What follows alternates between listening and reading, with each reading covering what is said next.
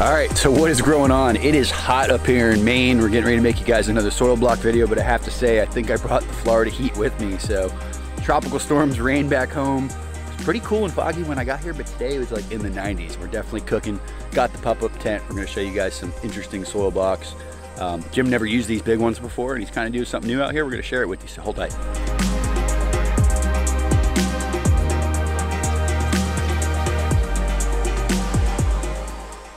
All right, Jim, what's growing on? Ooh, 4-inch soil blockers going on. Maybe a game changer if you're growing in a greenhouse in Maine. It's working out pretty well for you, huh? That's what everything in the greenhouse went in, and all the tomatoes. You know, that stuff. Eat a ton of soil, don't they? They do, but you know, I've gotten a lot of sand. Maya's play sand.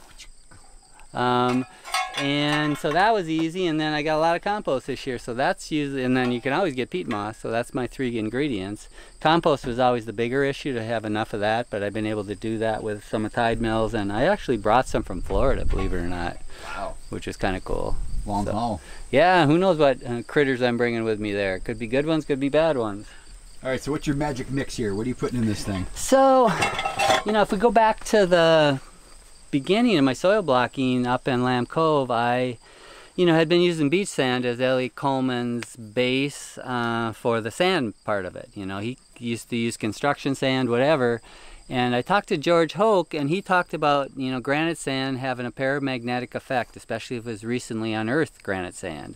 You know, they do the same thing with rock powders and all that kind of stuff. So I went ahead and did a test with it, you know, 10, 12 years ago at Lamb Cove, and at 3 weeks, the control was, the control blocks were a full inch shorter than the ones I used the red sand in.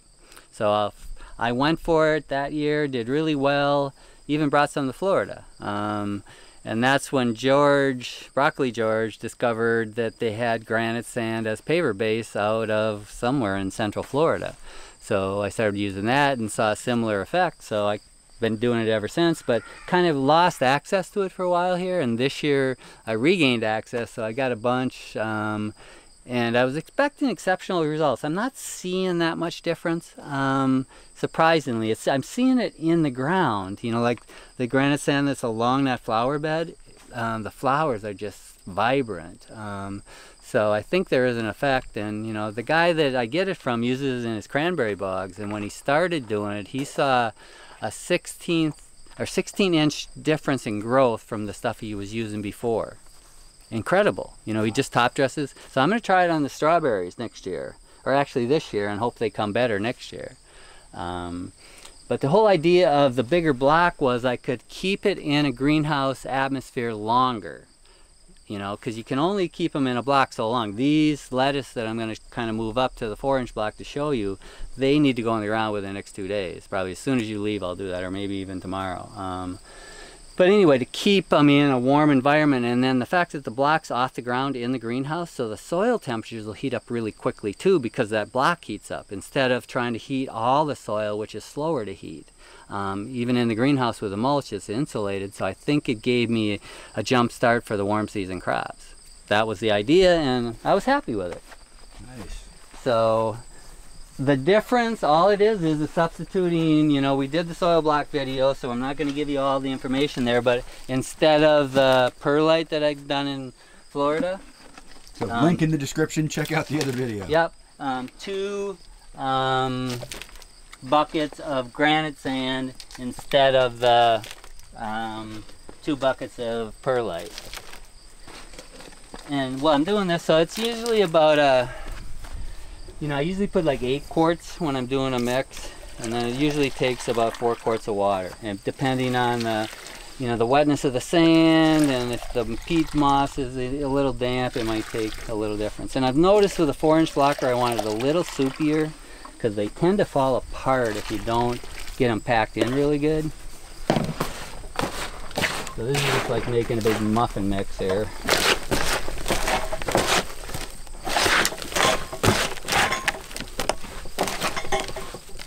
Got some left over that got dried in here, so I'm gonna have to get a little more water.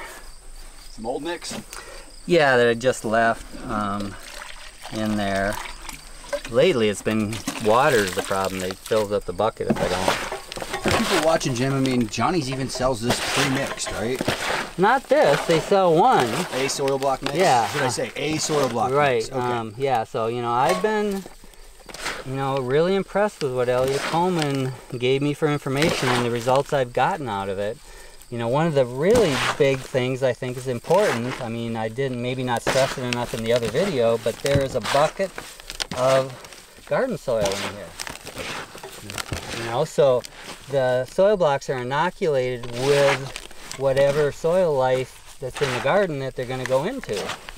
I think that's important, and you ain't going to get that out of any bag.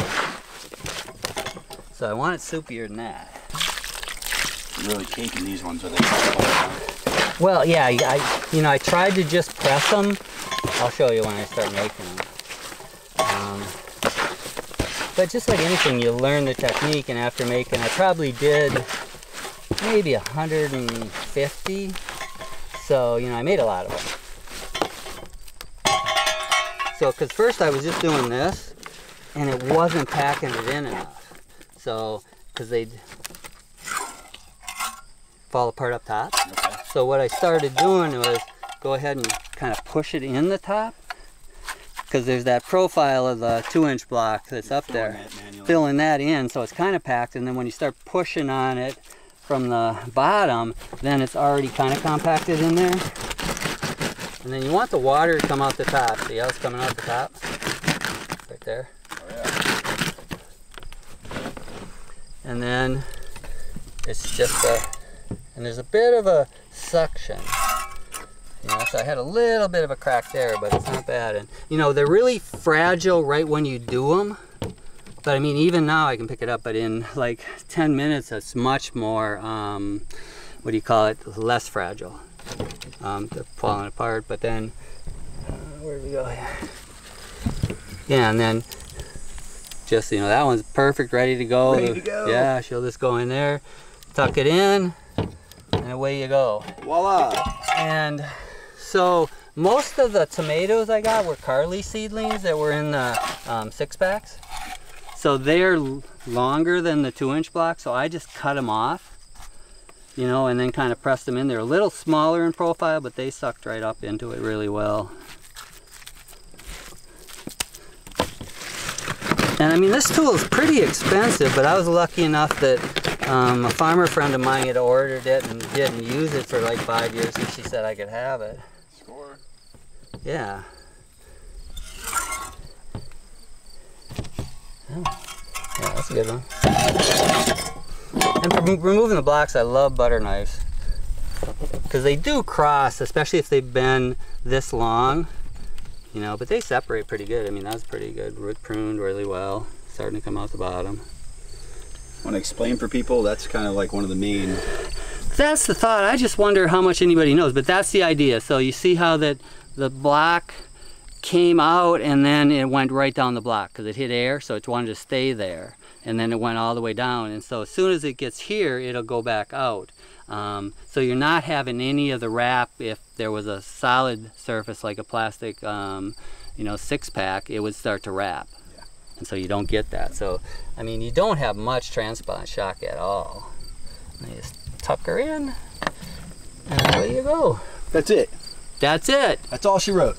Well, I did like 150 of those, and you know, I'm even thinking about doing some tomatoes and taking them down. That'll be, you know, if I start them now, they'll be 8 weeks old when I get there, and so they'll just be moving into that block, and you know, just bring maybe 30 of them. Yeah, just to get a head start with the varieties I want. You know, I always try to get Jimmy to do it, but it's hard to have somebody else do what you want to do, you know. Of course. All right, Jim. Soil blocks. Pound soil blocks.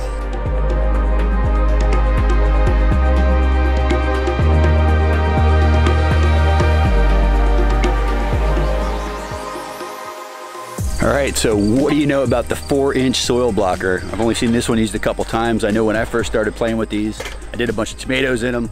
Pretty cool to see if Jim's using this now for certain things. So I'll put a link in the description for the original soil block video so you can get the full recipe. Definitely head over and check that out. If you guys like this video, be sure to hit that like button. If you haven't subscribed yet, please go ahead and do so. Most importantly, get out there and try soil blocks. mulch.